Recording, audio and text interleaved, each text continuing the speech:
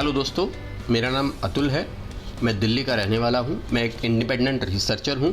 मतलब मैं एक शोध करता हूँ लेकिन इंडिपेंडेंट हूँ। मैं किसी इन संस्थान के लिए या किसी के लिए काम नहीं करता हूँ।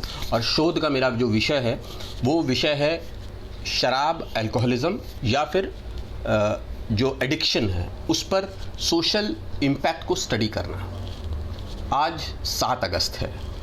जिन लोगों के घर अखबार आता है वो उसे ध्यान से पढ़े, जिन्हें नहीं आता उन्हें भी अपने लिए आज कम से कम अखबार लेना चाहिए और उसे ध्यान से पढ़ना चाहिए।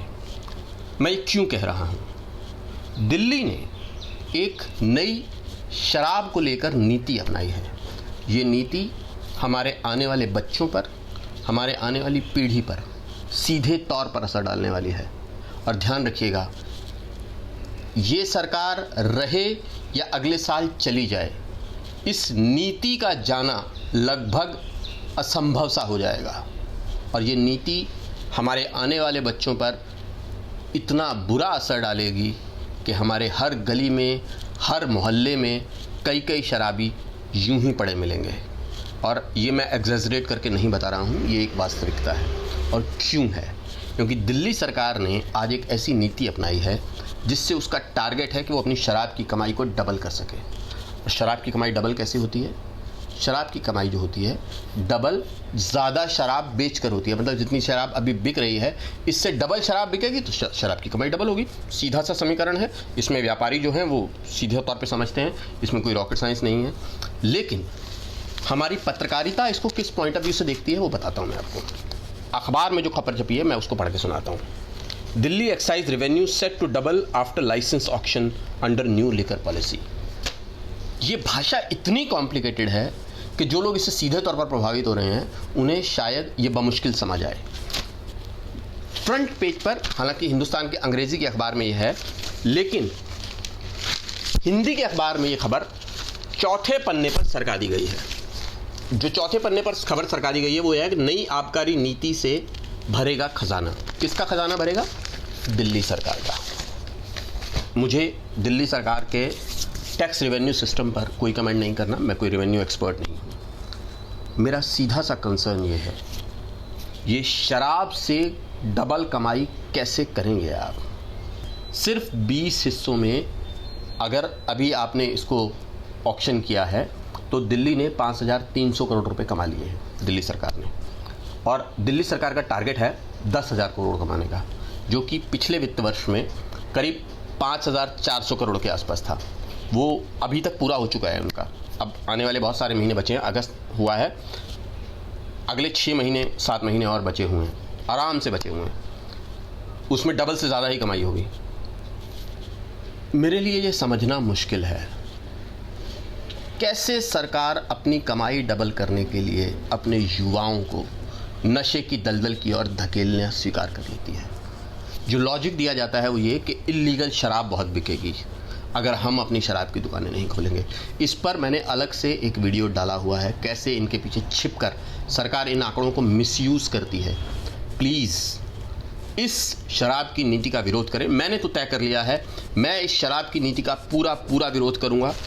इस तरीके का मेन स्ट्रीम मीडिया इसका पूरा विरोध नहीं करेगा। जो मेन स्ट्रीम मीडिया अपनी एडवर्टाइजिंग में गुटके से करोड़ों रुपए कमाता है वो शराब की नीति का विरोध क्यों करेगा? मेरी समझ से बाहर है। लेकिन समझना आपको है, समझना मुझे है। जिनके बच्चे सीधे तौर पर इससे इम्पैक्ट होंगे। शराब के लिए बहुत सारे नए फैसले किए गए हैं। 25 साल से घटाकर उम्र को 21 साल कर दिया गया है। मतलब पहले ये मिनिमम आयु दिल्ली में 25 साल थी, 21 साल हो गई है। अब 21 साल का आपका बच्चा आज़ाद है, लीगली स्वतंत्र है शराब के ठेके पे जाकर शराब की बोतल खरीदने में। हालांकि ये बात अलग है, अभी भी आप शराब के ठेके पर जाएं तो कोई आपसे आपका जन्म प्रमाण पत्र, आयु का प्रमाण पत्र नहीं मांगता कि बता तू कितने साल का है। एक 18-19 साल के लड़के या लड़की में और 21 साल के लड़की में देखकर कैसे भेद पता कर सकते हो आप? मेरे लिए जानना बड़ा मुश्किल है। वो जो शराब विक्रेता हैं आपके दिल्ली सरकार के, वो ऐसी कैसी पारखी नज़र रखते हैं मुझे पता नहीं है। खैर, अभी का मैं आप सबसे केवल ये आग्रह करने आया हूँ, प्लीज़ केवल मैं कह रहा हूँ इसलिए इसे स्वीकार ना करें। इस पॉलिसी को पढ़ें, अखबार को पढ़ें। 5,300 करोड़ से लेकर 10,000 करोड़ तक पहुंचाने का टारगेट है सरकार का। कैसे पहुंचाएगी सरकार? ज़्यादा से ज़्यादा शराब पिलाकर दिल्ली वालों को। अगर हम ये ज़्यादा से ज़्यादा शराब पीकर दिल्ली सरकार को ज़्यादा से ज़्यादा रेवेन्यू देने के लिए राज़ी हैं तो मुझे कुछ नहीं कहना। ध्यान दीजिए इस फैक्ट पर। इस पॉलिसी का विरोध कीजिए। ये पॉलिसी का विरोध करना किसी सरकार, किसी पॉलिटिकल पार्टी का विरोध करना जैसा नहीं है। मैं एक इंडिपेंडेंट रिसर्चर हूँ, मेरा किसी पॉलिटिकल पार्टी से कोई लेना देना नहीं है। मेरा सीधा सीधा ताल्लुक़ शराब और उससे होने वाले नुकसान से है। मेरा आग्रह है, हाथ जोड़कर विरोध करें इस पॉलिसी का।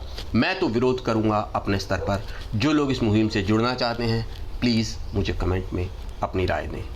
इस वीडियो को जितना सर्कुलेट करना चाहें उतना सर्कुलेट करें। मेरा हाथ जोड़कर आग्रह है, इस नीति का विरोध करें। आप सरकार के पक्ष में हो, विपक्ष में हो, उससे कोई मतलब नहीं है। शराब की नीति, इस नीति का विरोध करें। कतई ही स्वीकार नहीं है सरकार अपना रेवेन्यू बढ़ाने के लिए लोगों को ज़्यादा से ज़्यादा शराब बेचे। बहुत धन्यवाद। अगर आपको लगता है कि ये वीडियो किसी की ज़िंदगी में बदलाव ला सकता है, किसी को सोचने के लिए एक मौका दे सकता है, तो इसे फॉरवर्ड करें। धन्यवाद।